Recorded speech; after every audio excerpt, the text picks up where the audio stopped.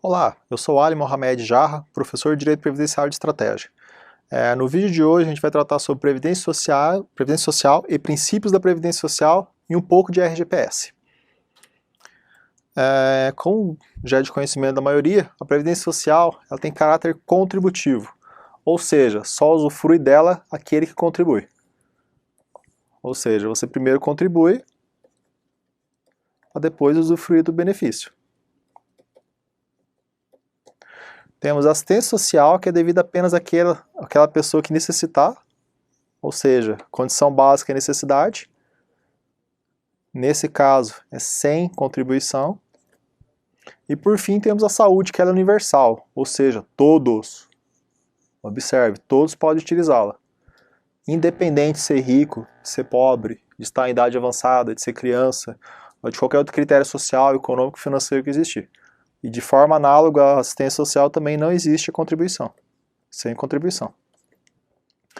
E no caso, a Seguridade Social, ela abarca quem? Previdência, assistência e saúde.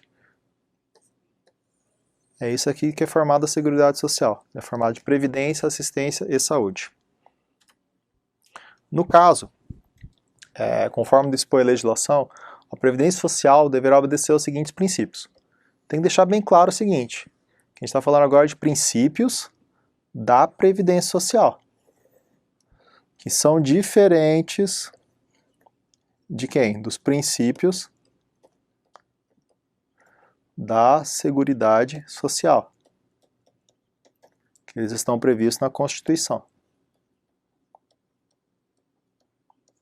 E os princípios da Previdência Social estão previstos na Lei 8.212, 8.213 e Decreto 3.048.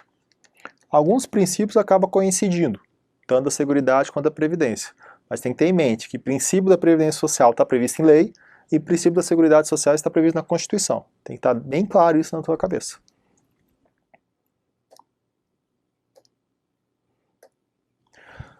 Quais são os princípios da Previdência Social? Universalidade de participação nos planos de previdência é um deles.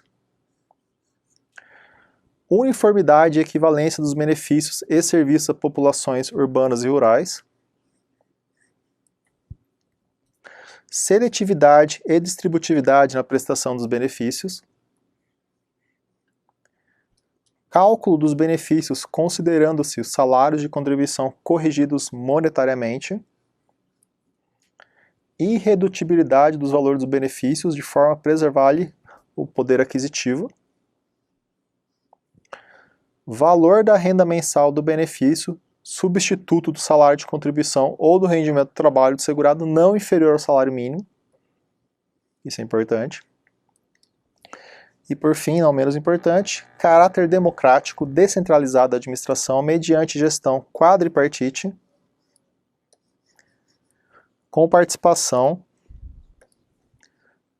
dos trabalhadores, dos empregadores, dos patrões, dos aposentados que um dia foram trabalhadores, e do governo.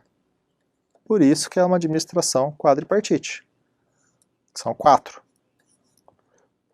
Não é tripartite. Se a banca induzir você ao erro, saiba que você não cairá. Você é um profissional, você não vai cair nisso. Agora a gente vai verificar um por um dos 7 princípios da Previdência Social. Universalidade de participação nos planos previdenciários. Todos os trabalhadores que exerçam atividade remunerada, em regra, serão abrangidos pelo RGPS. Essa é a universalidade de participação. Exerceu atividade remunerada, auferiu renda, é classificado como segurado obrigatório, tem que participar da Previdência Social. Isso é regra, isso é lei. O segundo, uniformidade e equivalência dos benefícios e serviços a populações urbanas e rurais. Não deve existir diferença de tratamento entre os trabalhadores urbanos e rurais. Isso é o que prevê a Constituição no seu artigo 7º. Inclusive, toda essa parte de igualdade entre pessoas do campo e da cidade é toda abrangida na parte de direitos sociais, que começa lá pelo artigo 6º da Constituição Federal. Então, ou seja, não pode ter diferenciação entre o trabalhador urbano e rural em condições semelhantes. Não pode haver diferenciação. Aí, no caso, a aposentadoria do urbano não pode ser menor do rural em condições equivalentes. Imagine que a gente tem um fulano A, urbano, e fulano B, rural.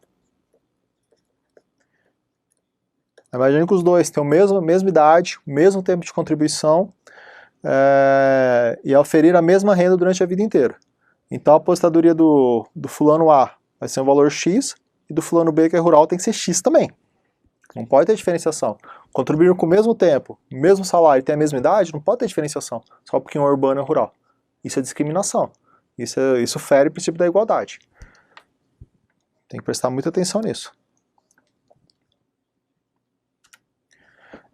Outro princípio, seletividade e distributividade na prestação dos benefícios. A prestação de benefício não pode ser infinita. Ou seja, não tem arrecadação que aguente todos os benefícios previdenciários. Por mais que a Receita Federal bata recorde de arrecadação mês após mês, semestre após semestre, ano após ano, é impossível estender benefício para todo mundo. Não tem como pagar benefício para todas as pessoas. Por isso, em alguns casos, tem que ser feita a seleção de quem vai receber tal benefício. Quem vai receber e quem não vai receber. Então, deve ser realizada a seleção. Os segurados terão direito a certos benefícios. Como ocorre, por exemplo, no caso do salário-família, que é uma cota por filho, até 14 anos, salvo engano, que ela é devida apenas para o segurado baixa renda. Aí no caso, o baixa renda, esse critério é um critério legal, determinado em lei, em portaria interministerial, que é atualizada todo ano. Que não convém a gente falar sobre isso nesse momento, mas tem que ter em mente isso. A seletividade é isso, selecionar determinadas pessoas para receber certos benefícios, ou seja, selecionar a camada mais baixa para receber os benefícios que não serão estendidos para a camada média e alta. Logo, a distributividade ela é o quê? Ela é consequência da seletividade. Uma vez que você seleciona determinadas pessoas apenas para receber determinados benefícios, você acaba redistribuindo a renda para os mais pobres. É o que eu coloquei aqui embaixo. Existe uma redistribuição, né, da renda para os mais pobres. É o caso do salário-família, por exemplo. Como ele é previsto apenas para quem é de baixa renda, existe uma distribuição de renda maior para essas pessoas. Então, seletividade e distributividade sempre andam de mão dada. Tem que ter esse conceito em mente. Cálculo dos benefícios considerando-se os salários de contribuição corrigidos monetariamente. O cálculo dos benefícios previdenciários leva em consideração os salários de contribuição do trabalhador. E para afastar a corrosão da inflação, o salário de contribuição deve ser corrigido. Como é que funciona o benefício previdenciário? Como é que ele é calculado? O cara chega lá, enfim, pede e tem uma tabelinha que ele... Não é assim.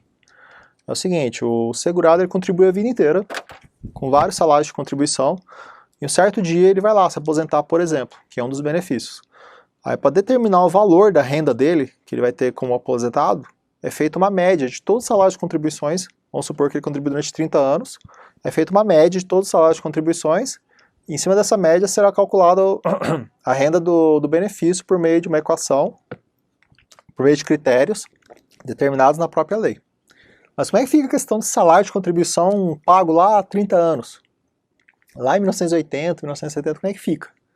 Como é que eu vou considerar um valor daquele hoje? Como é que eu vou fazer uma conta, uma média com aquele valor? Não seria justo.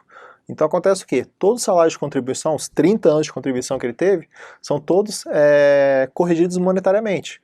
Corrigidos até quando? Até a data que ele vai dar entrada no pedido do benefício, no caso, nosso exemplo, a aposentadoria. Aí é tudo corrigido monetariamente, faz a média e segue o cálculo do benefício. Isso nada mais é do que justiça, né? Corrigir o que ficou para trás. Normal. O quinto princípio é o da irredutibilidade do valor dos benefícios de forma a preservar o poder aquisitivo. Isso é importante. Por meio de reajustes anuais, geralmente é anual, garantir a preservação do valor real dos benefícios securitários. Aí no caso aqui eu acho que a melhor palavra seria previdenciários.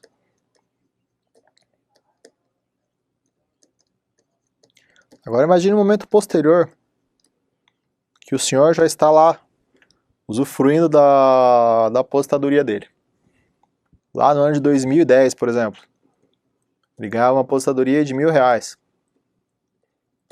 Aí no ano seguinte, 2011, uma inflação de 10%. Se o benefício continuar em R$1.000, vai acontecer o quê? vai estar defasado o benefício dele. Então provavelmente ele vai ter que cortar alguma coisa da cesta básica dele, vai ter que cortar algum remédio que não seja tão importante, enfim, ele vai ter que cortar alguma coisa do orçamento doméstico, porque o salário dele está menor que o poder aquisitivo. Então não seria correto manter o mesmo valor. Então aumentou 10%, aumenta 10%, então vai para 1.100. Para quê? Para manter o poder aquisitivo. Isso também é um princípio ligado ao sentido de justiça. Se existe inflação, tem que ser corrigido, não pode perder poder aquisitivo. Isso é o mínimo, né, de decência que tem que ter com o aposentado, né? A pessoa que trabalhou a vida inteira e no momento que quer descansar e ter um pouco de tranquilidade, acaba perdendo poder aquisitivo. Isso não pode. Então isso aqui é um princípio ligado ao sentimento de justeza. Valor da renda mensal dos benefícios, substitutos do salário de contribuição ou do rendimento do trabalho do segurado não inferior ao salário mínimo. Ah, professor, a renda mensal do benefício, a RMB, sempre vai ser maior que o salário mínimo? Não, não falei isso. E também não está escrito isso aqui. Está escrito o seguinte, que a renda mensal do benefício, que substitui o rendimento do trabalhador, vai ser sempre maior que o salário mínimo. Ah, mas tem algum benefício que não substitui o rendimento do trabalhador? Sim. E nem te citou agora há pouco, salário família. O salário família é uma cota por filho. Uma cota pífia, um valor pífio, inclusive. Dá até vergonha de olhar na lei. Se quiser olhar depois, fica à vontade. É um valorzinho que é pago por filho. Aí no caso, imagine que o cara ele foi afastado, sofreu um acidente de trabalho, tem que ficar em casa de molho lá, descansando, e fica recebendo auxílio-doença. O auxílio-doença ele está substituindo o salário dele. Está substituindo a fonte de rendimento dele, enfim, o sustento dele. Aí, neste caso, esse benefício que substitui o salário dele tem que ter um valor mínimo de um salário, ou seja, não será inferior ao salário mínimo. Então, foi o que eu escrevi aqui. Todo benefício que substituir a renda mensal do trabalhador não terá valor mínimo, não terá valor inferior ao salário mínimo. Então, a palavra-chave aqui é substituir. Tipo, se o benefício veio para substituir, tem que ser um salário mínimo sempre, é o limite mínimo. Aí se for uma coisa que complementa, por exemplo, como o salário família, aí beleza, aí pode ser menor que um salário mínimo. E aqui embaixo, ó, eu até citei, ó, auxílio acidente, que é devido quando o cara sofre acidente e fica com sequelas, ou salário família, que é devido uma cota por filho quando a família é de baixa renda, por não substituírem a renda do trabalhador, pode apresentar um valor inferior ao salário mínimo. Com isso, eu acho que fecha tudo que eu expliquei. Acabei riscando acima. Acho que tudo isso aqui já explica o que eu tentei dizer. Então, se o benefício substitui a renda do trabalhador, um salário mínimo no mínimo. Esse é o limite mínimo. Sétimo e último princípio. Caráter democrático descentralizado da administração mediante gestão quadripartite, com participação 1 dos trabalhadores, 2 dos empregadores, são os patrões, 3 dos aposentados, que um dia foram trabalhadores, e 4, obviamente, do governo, em órgão colegiado. Então, como é que funciona a administração da Previdência Social?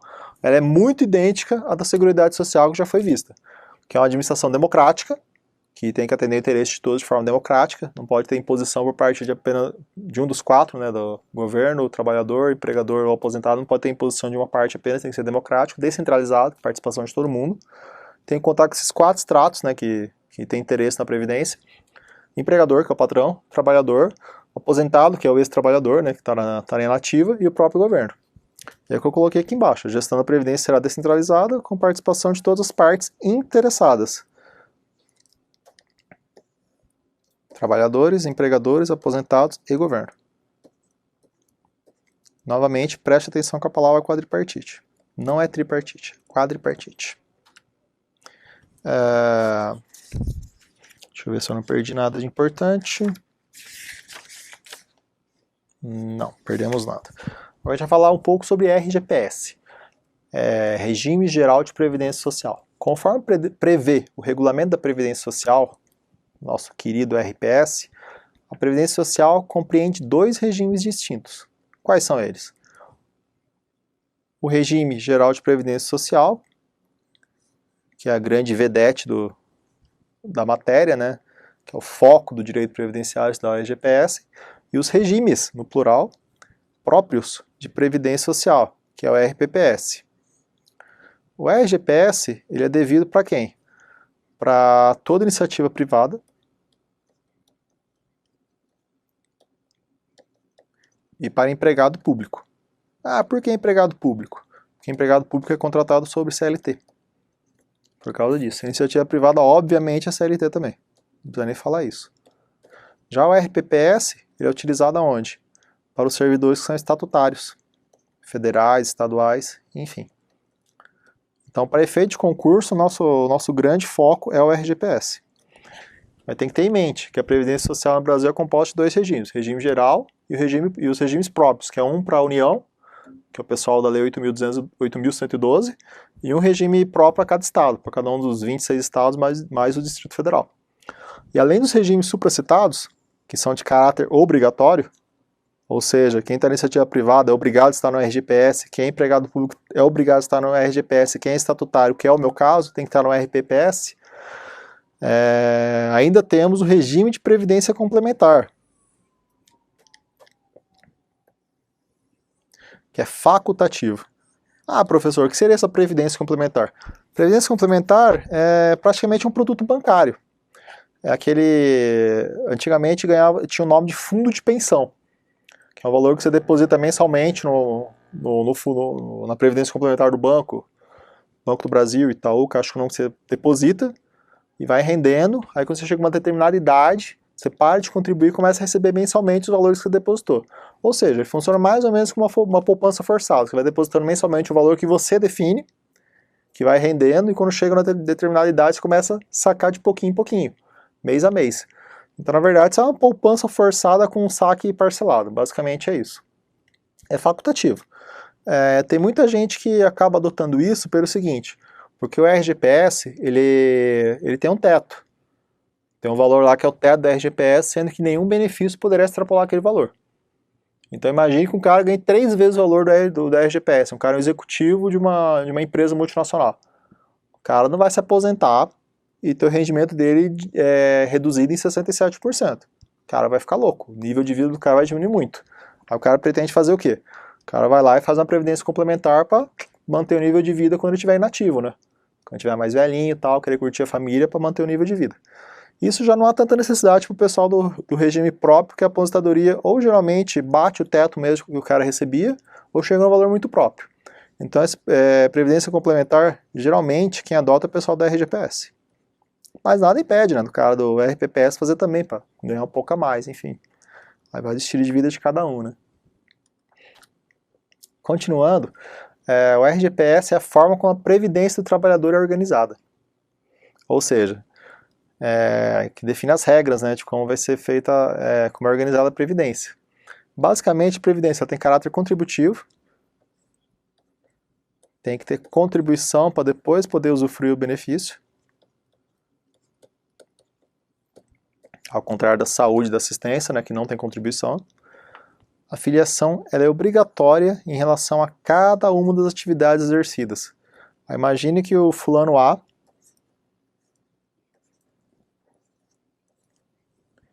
ele trabalha na empresa A como empregado,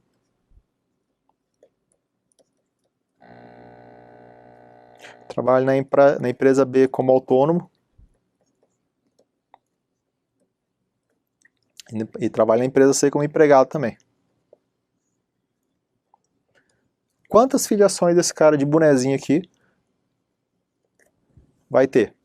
3 filiações. Tem que ter uma filiação em relação ao primeiro emprego, tem que ter uma filiação em relação ao segundo, que ele trabalha como autônomo, e tem que ter uma filiação em relação ao terceiro ocupação dele. O cara tem 3 ocupações remuneratórias, tem que ter uma filiação em relação a cada uma das atividades exercida. Então o cara tem 3 filiações. É o último já? É o último. Aí, por sua vez, o RGPS divide os beneficiários em 2 categorias, segurados e dependentes. Esse assunto ele é visto mais em detalhes em aula futura. É um assunto bem importante, enfim.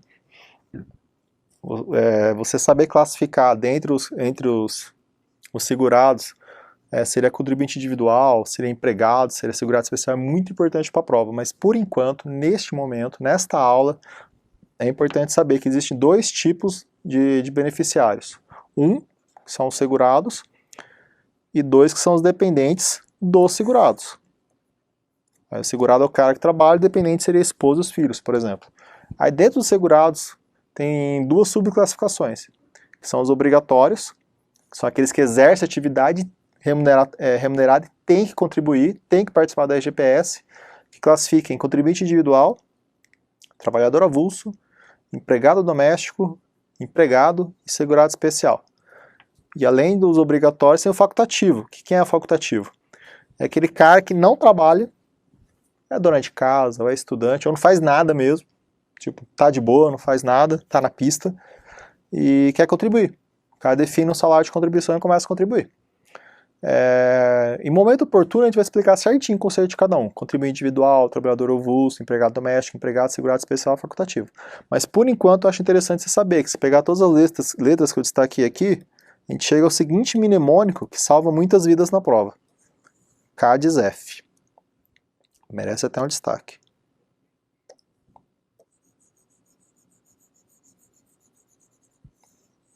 C de contribuinte individual, A de trabalhador avulso, D de empregado doméstico, E de empregado, S de segurado especial e o F, um pouquinho separado, quer dizer de facultativo.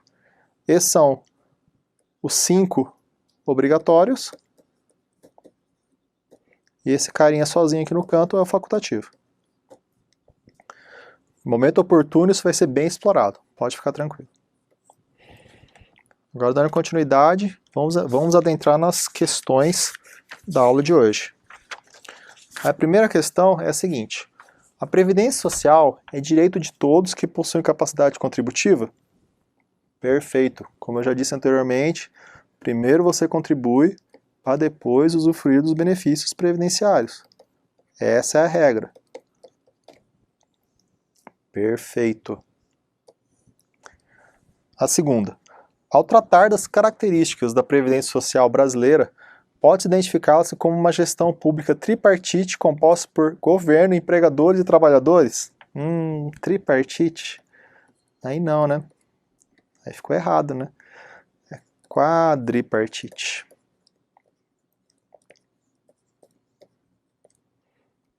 Quadripartite. Participação de quem?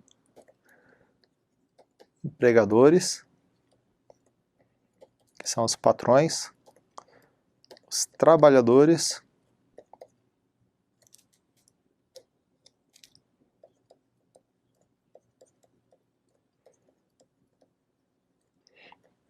os aposentados, 4, governo. A questão diz que é tripartite com governo, empregadores, trabalhadores. Nem citou os aposentados. Tá errado. Completamente errado. Outra questão. Dentre os princípios específicos da Previdência Social, está incluso da vinculação entre o valor da contribuição do segurado e o benefício que vem a perceber? Como assim? A gente leu isso durante a aula? Não, né? Como assim? Vincular o valor de contribuição do segurado e o benefício que ele vem a perceber? Não, a gente leu o seguinte, que a renda do benefício, como é que é calculada? Calculada por meio da média dos salários de contribuições corrigidos monetariamente. Não tem como você contribuir com o valor já vinculando esse valor ao benefício. Isso não existe. Comece a calcular a inflação dos próximos 30 anos. Se você conseguir isso, por favor, manda um e-mail para mim que a gente pode ganhar muito dinheiro com isso, viu? Fique à vontade. Tá totalmente errado, absurdo. E, por fim, dentre os princípios específicos da Previdência Social está incluso da correção monetária dos salários de contribuição considerados no cálculo do benefício. Exatamente. Você vai contribuindo, né? Salário de contribuição 1, 2, 3, 60, 120 e vai indo. Tá, um belo dia, você chega lá no INSS,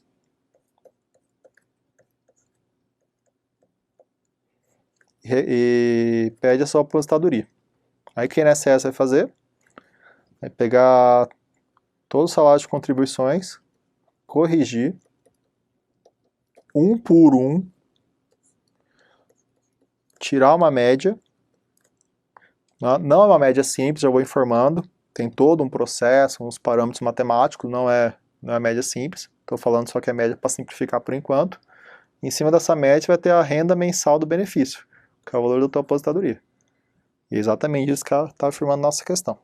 Perfeita. Pessoal, encerramos esse vídeo. Muito obrigado pela atenção. Espero que tenham gostado. Um grande abraço.